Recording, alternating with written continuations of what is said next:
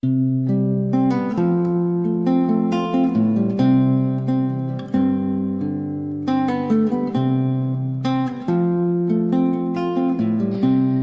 el nombre del Padre, del Hijo y del Espíritu Santo. Amén. Encomendamos a María, bajo la vocación de Nuestra Señora del Adviento, esta última plática que damos en este retiro, preparación para la Navidad. Decíamos que Jesús hablaba ante Pilato de que, después de afirmar que Él es Rey, dice: yo soy Rey, para eso he nacido, para eso he venido al mundo, para dar testimonio de la verdad. En primer lugar, entonces, hablábamos de la verdad acerca de Dios, cómo Jesús nos habla de que Dios existe, de que Dios es Padre, cómo vivió eso Él. En segundo lugar, la verdad sobre sí mismo, cómo el Señor nos da claridad y nos muestra con todas las letras, hasta derramar su sangre, que Él es Dios, y cómo de eso se sigue que la salvación solamente viene de Él. En tercer lugar, en esta última plática, vamos a hablar acerca de la verdad sobre la Iglesia. Jesús es el único camino para ir al Padre. Jesús es el único camino para la santidad. Si somos santos, si llegamos a serlo, es solamente porque estamos unidos a Jesús. No hay santidad fuera de Él. Va a decir el beato Dom Columba Marmium: toda la santidad consistirá, por tanto, en recibir de Cristo y por Cristo la vida divina. Él la posee en toda su plenitud y ha sido establecido como único mediador. Consistirá en conservar esa vida, en aumentarla sin cesar, por una adhesión más perfecta, por una unión cada vez más estrecha con aquel de quien procede. Por eso, decir que queremos ser santos es decir que queremos imitar a Cristo, que queremos vivir su vida. Todo el secreto está, como dicen los santos, en ser, por gracia, lo que Cristo es por naturaleza. Ser hijos como Él es hijo. O mejor, ser hijos en el Hijo. Ahora bien, para ser hijos de Dios en Cristo, necesitamos ese otro camino, que es prolongación del mismo Cristo, que es la Iglesia. Uno puede decir, bueno, meditar acerca de la Iglesia en Adviento, Navidad, es como que por ahí no pega mucho. Lo que pasa es que no se puede separar a Cristo de la Iglesia. Así como no se puede separar un cuerpo de la cabeza porque se destruye, tampoco se puede separar el cuerpo místico de Cristo, que es la Iglesia, de Él mismo, que es su cabeza. Como dirá ese gran predicador Bossuet, la Iglesia es Cristo prolongado en el tiempo. Porque Jesús viene al mundo, nace en Belén, crece, predica, enseña, da su vida en la cruz, muere, resucita, se va al cielo. ¿Y qué nos queda de Él? ¿Acaso su misión era para 33 años nada más? Por supuesto que no. Nos queda de Él nada más y nada menos que su Iglesia. Reflexionemos entonces un poco sobre la verdad de esta Iglesia. Después de que Pedro le dice al Señor: tú eres el Cristo, el Hijo de Dios vivo, el Señor le dice: y yo a su vez te digo, tú eres Pedro, y sobre esta piedra edificaré mi Iglesia, y las puertas del infierno no prevalecerán sobre ella. Eso está en Mateo 16. Edificaré mi Iglesia, dice el Señor. Basta un poco de sentido común y nociones básicas de matemáticas para saber que una iglesia, mi iglesia, es singular, habla de una, no son mis iglesias. Y en este sentido, hablando justamente de la verdad, hago un paréntesis y permítanme comentarles de manera muy breve el primer principio de la lógica, lo que nos hace poder pensar y dialogar con los demás. Y es el principio de no contradicción, que reza así: nada puede ser a la vez y bajo el mismo respecto dos cosas distintas. O sea, una cosa no puede ser esto y esto al mismo tiempo. No puedo decir que esta hoja es blanca y también decir que es azul. No puedo, en el mismo momento no se puede, es falso. Entonces, no podemos decir, Cristo fundó una iglesia, pero ahora todas las iglesias que hay en el mundo, las miles de iglesias cristianas que hay en el mundo, son todas de Cristo. No, no se puede, hay una contradicción, no es sano no razonar, no hace bien. La razón Dios nos la dio para que la usemos y la usemos bien. Entonces Jesús dijo: mi iglesia, su iglesia es una sola. y es la iglesia que fundó sobre Pedro. Si queremos ir a otras religiones, podemos buscar el fundador de cada religión, el año que la fundó y demás. A nosotros nos fundó el Señor en vida sobre Pedro. Podríamos citar otros textos, no se trata aquí de probar esa verdad, simplemente se trata de que hagamos hincapié en el hecho de la importancia que tiene reconocer que la Iglesia de Cristo es la verdadera, la Iglesia católica, porque es el único camino también de salvación junto con Cristo. Si Cristo es el único mediador, entonces su Iglesia también será la única. Por eso es que desde siempre se supo, se rezó, se enseñó, los padres de la Iglesia lo han repetido, está en el catecismo de la Iglesia también, que fuera de la Iglesia no hay salvación, extra ecclesia nulla salus. El Concilio Vaticano II cita esto que acabo de decir y también después dice lo siguiente, lo cual es citado a su vez por el Catecismo de la Iglesia: los que sin culpa suya no conocen el Evangelio de Cristo y su Iglesia, pero buscan a Dios con sincero corazón e imitan en su vida, con la ayuda de la gracia, hacer la voluntad de Dios, conocida a través de lo que les dice la conciencia, pueden conseguir la salvación eterna. Sin culpa propia, ¿sí?, que no conocen ni el Evangelio ni la Iglesia, se pueden salvar, por supuesto, por Cristo, obviamente, como decíamos en la plática anterior. Pero si conozco la Iglesia y por culpa propia, porque no me conviene, porque prefiero estar en este lugar donde la Iglesia es más fácil, porque no investigo, porque no quiero conocer más, lo que sea, no me adhiero a la Iglesia, entonces en principio no me salvo. Eso es una verdad que se ha admitido siempre y la verdad no cambia. La verdad no cambia. Por eso, si vamos a hacer ecumenismo, ¿qué se trata de hacer? De que el cristiano que no es católico se haga católico. Eso es el ecumenismo. A veces se dice que eso es ecumenismo de retorno, que es una cosa anticuada. Perdón, la verdad no cambió. Hay una claridad total en el magisterio acerca de esto. Y es una obra de caridad, como dice Juan Pablo II, la primera obra de caridad es no ocultar la verdad. Y hay que tener cuidado porque, como dice Chesterton, en nuestro tiempo parece que la verdad se ha vuelto loca y ha ocupado el lugar de la humildad.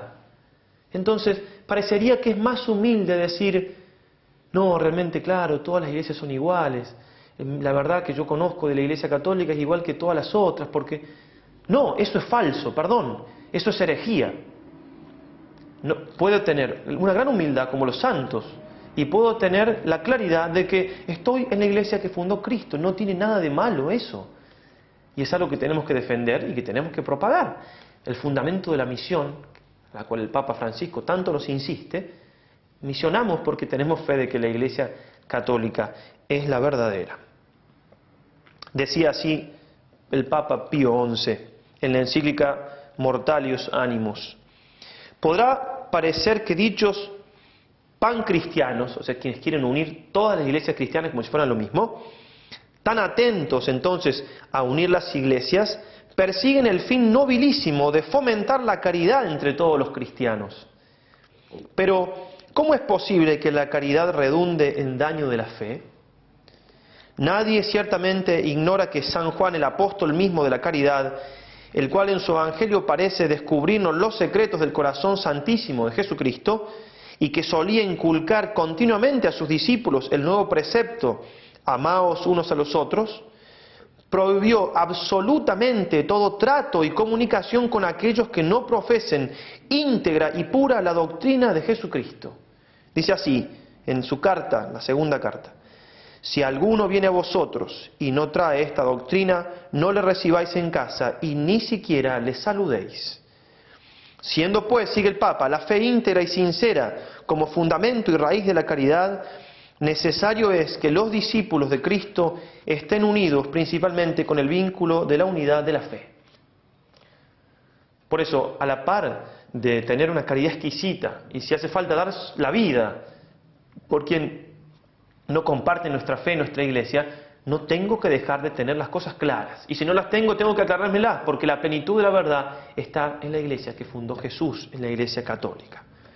Si no, si decimos que todas las iglesias son iguales, que en definitiva es el mismo Dios, la misma fe, el mismo bautismo, quien nos condena es, por ejemplo, un mártir, San Josafat, que dio su vida para que la iglesia fuera una sola, como era el deseo de Cristo. Está enterrado ahora en la iglesia de San Pedro.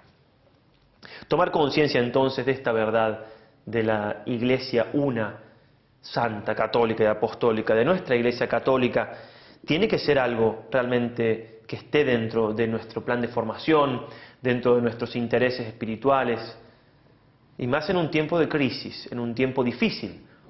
No podemos negar que hay escándalos en la iglesia, no podemos negarlo, pero no por un Judas, en definitiva, podemos dejar de lado los otros 11 apóstoles. No por un Judas vamos a decir que San Pedro no fue santo y no murió por Cristo en la cruz. Aunque la prensa y los medios hagan ruido y ruido por ese Judas, que es el mínimo, y que hay tantos otros Judas en el mundo que ni se le lleva el apunte ni se les da atención.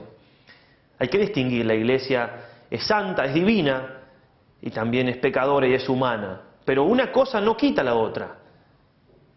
Porque un sacerdote quizás no sea santo, no quiere decir que la misa que celebra no sea misa, y que si me absuelve los pecados no me lo esté absolviendo.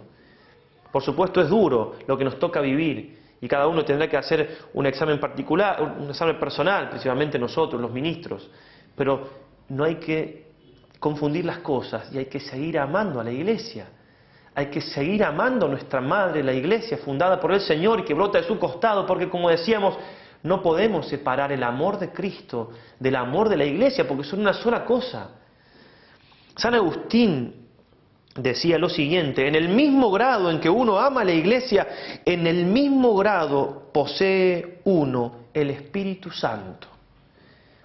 Amemos entonces a la iglesia, a esa iglesia a la cual el Señor les dio la llave del reino de los cielos, como les dijo a Pedro: todo lo que ates en los cielos quedará atado, todo lo que ates en la tierra, quedará atado en los cielos, y todo lo que desates en la tierra quedará desatado en los cielos. O cuando se apareció después de la resurrección y sopló sobre los apóstoles y les dijo: recibid el Espíritu Santo, a quienes perdonéis los pecados les serán perdonados, a quienes los retengáis les serán retenidos. No hay perdón de los pecados fuera de la iglesia. Volvemos, si uno en conciencia no conoce la iglesia, bueno, ok, habrá otros caminos, pero el camino ordinario, el camino que Jesús reveló y del cual uno puede estar exento libremente solo si no lo conoce, o si lo conoce mal sin culpa propia, es la iglesia. Por tanto, estamos en Adviento. Jesús vino a dar testimonio de la verdad. También Jesús vino a perdonar los pecados. Como testimonio de la verdad. Parte de la verdad es decir, el hombre es pecador. Bueno, qué hermoso momento entonces para hacer una buena confesión, para ponerme, como se dice, en sintonía con Dios, sacando esas cosas en mi alma que van obstaculizando esa comunicación con Él de amor y de fe. Qué buen momento para acercarme a la Eucaristía. Qué buen momento para reconocer que los sacramentos, los 7 sacramentos, son esos 7 ríos, canales que bajan de la cruz por el cual el Señor nos ha dejado su gracia. Si yo pienso que puedo ser santo, ser salvo sin los sacramentos, si sigo una lógica férrea, una lógica, valga la redundancia, estoy diciendo en definitiva que puedo ser santo, que puedo ser salvo sin la iglesia, que puedo ser santo, que puedo ser salvo sin Jesús, que puedo ser santo, puedo ser salvo sin Dios. En definitiva, yo soy mi propia salvación. Dirá el padre Castellani: si Dios existe, Cristo es Dios. Si Cristo es Dios, la iglesia es verdadera. Ahora bien, Dios existe. El centro del fundamento de nuestra fe, en el centro están tan conectadas estas cosas: el conocimiento de Dios, la divinidad de Cristo y la misión de la iglesia en la tierra, que si uno niega uno de los 3, está negando todos juntos los 3. La iglesia entonces, esa gran maestra, esa gran madre, que hay que tratar no solamente de amar, sino de hacer amar.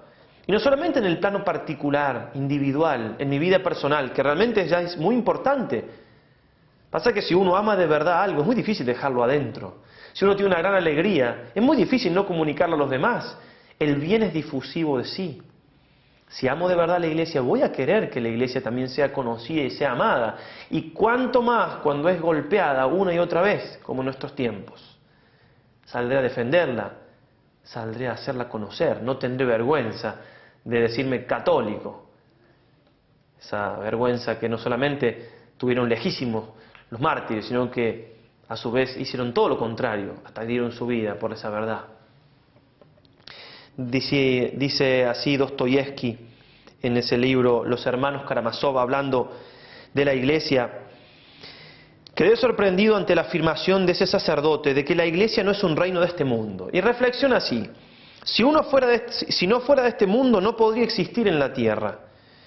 En el Santo Evangelio la expresión "no es de este mundo" está empleada en otro sentido. No se debe jugar con esas palabras. Nuestro Señor Jesucristo vino precisamente a fundar la Iglesia en la tierra. El reino de los cielos no es, desde luego, un reino de este mundo, pero en el cielo solo se entra por medio de la Iglesia, que está fundada en la tierra. Por lo tanto, los juegos de palabras sobre esas cuestiones son inadmisibles e indignos. La Iglesia es verdaderamente un reino. Su destino es reinar. Y al fin este reino se extenderá por todo el universo. Así se nos ha prometido. Qué hermoso es entonces llegar a vivir esta verdad. Qué hermoso es llegar a vivir el hecho de que la Iglesia es el reino de Dios en la tierra y que no está llamada a estar oculta. Está llamada a reinar en los corazones, en la sociedad, en las leyes. ¿Suena anticuado eso? Si suena anticuado, si suena extemporáneo, no es porque eso haya cambiado. Lo que sucede es que el mundo se ha alejado mucho de Dios. Tratemos entonces nosotros en este Adviento de acercarnos más a la Iglesia. Allí está el Señor. Él prometió: yo estaré con vosotros hasta el fin de los tiempos. Y es cierto que donde dos o más están reunidos en su nombre, ahí está Él. Pero qué reunión más perfecta en su nombre que en la Iglesia. Y además, Cristo, todo Cristo, se quedó presente en la Eucaristía. ¿Dónde está la Eucaristía? Está Cristo. ¿Y dónde está la Eucaristía? Está la Iglesia. Donde está la Eucaristía está el sacerdote, los sacramentos. Buscamos a Jesús en la tierra, busquémoslo en la Eucaristía. Y no lo vamos a encontrar sino en la Iglesia. Por eso qué hermoso en este tiempo buscar más de ir a misa, quizás a un día en la semana si se puede. Quien tenga el gran regalo de poder ir diariamente, qué mejor. Buscar alguna visita al Santísimo, buscar ese contacto íntimo con el Señor, ese momento de cielo en la tierra, como decía ese gran misionero Segundo Llorente.